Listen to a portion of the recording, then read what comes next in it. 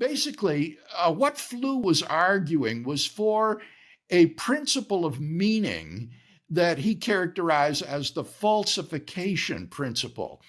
Prior to this time, logical positivists or verificationists had been plumping for the verification principle of meaning. That was a principle that said that unless a sentence can be, in principle, empirically verified, that it has no factual content. It is factually meaningless. Well, that principle soon succumbed to criticism, and so Flew tried to replace it with a falsification principle, namely that a sentence which is in principle non-falsifiable is meaningless, has no factual content. And so he tried to argue that sentences about God, sentences having the word God in them, are non-falsifiable, and therefore these are just meaningless combinations of words. And Mitchell and Hare dialogue with him about that. Yeah, Vance writes, quote, Flew, an atheist, though he later recanted, argues that theological utterances like God loves man are fundamentally unfalsifiable and thus meaningless. Because believers won't let a fact count against their faith, their views aren't really claims about the world. And this certainly spoke to my experience, he said, of what believers say when faced with apparent difficulties. Confronted with unspeakable tragedy, they'll just say, the Lord works in mysterious ways. End of quote. So Bill, he saw Christian faith as shallow, gullible, and subject to Flew's falsification principle. Yes, he was apparently, well, as he tells us, completely unfamiliar with, for example, natural theology, arguments for the existence of God, as well as responses to the problem of evil and other objections to theistic belief. And so he was a sitting duck for Flew's falsification challenge. Vance said, quote, our class spent the most time discussing Flew's opening volley and the response by Hare, which essentially concedes Flew's point, but argues that religious feelings are meaningful and potentially true nonetheless. Bill, can you comment on Hare's response in that? Hare's response was utterly worthless. It was hopeless.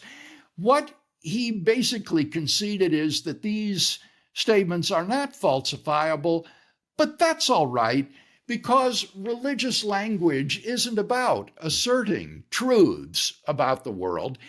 It's just a sort of interpretation or language game that you play, a kind of framework that you put on reality to interpret your experience in your life. And the atheist can have a different frame of reference or language game that he's playing. He uses the atheistic frame of reference to interpret life. And none of these can be adjudicated. They're incommensurable. They don't make objectively true or false claims. And therefore, even though they are meaningful in the sense that they serve to guide your life and to give you an interpretation of reality, in fact, none of them really is objectively true or false.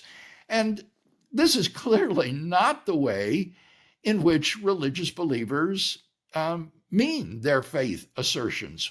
When they say, for example, that God loves you, they mean that there literally is a being out there called God who loves you. Or when they say that God created the universe, they mean that the universe was brought into being by this transcendent personal creator.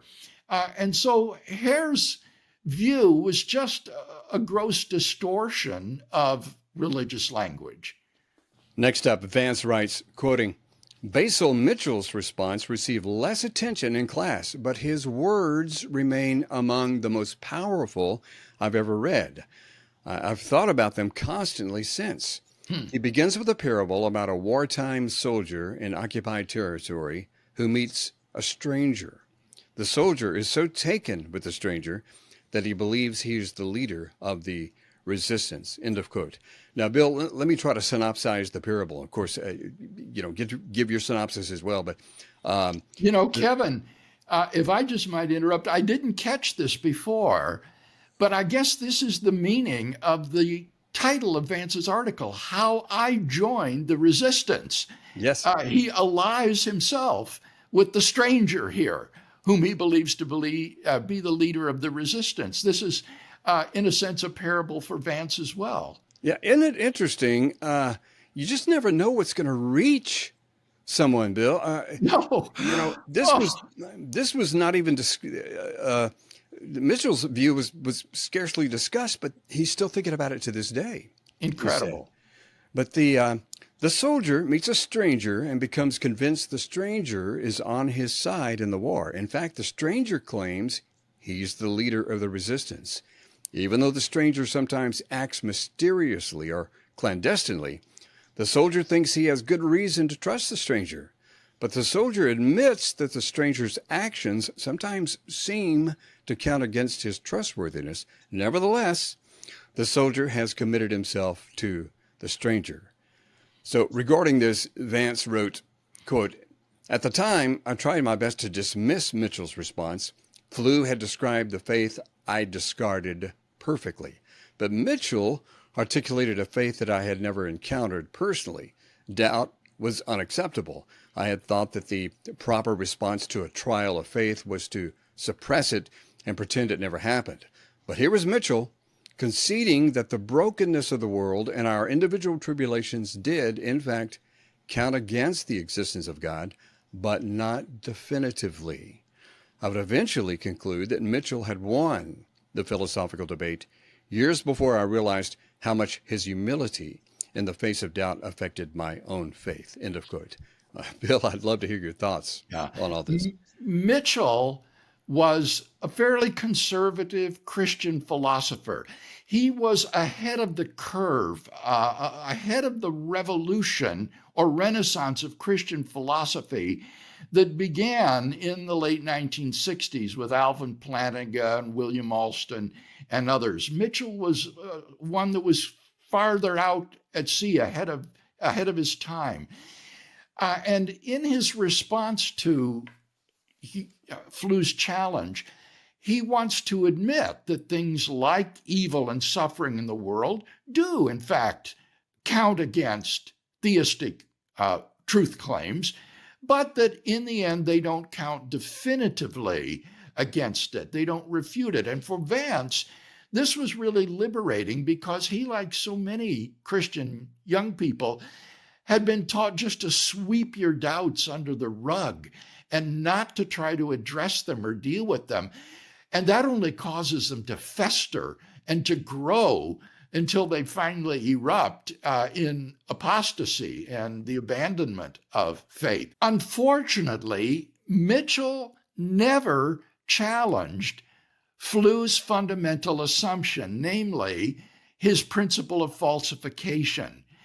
And that really, in the end, proved to be the Achilles heel of Flew's position. It was realized that this falsification principle of meaning was just worthless, that there is no reason whatsoever to think that in order to be meaningful, a statement has to be, in principle, empirically falsifiable, and abundant counterexamples could be given.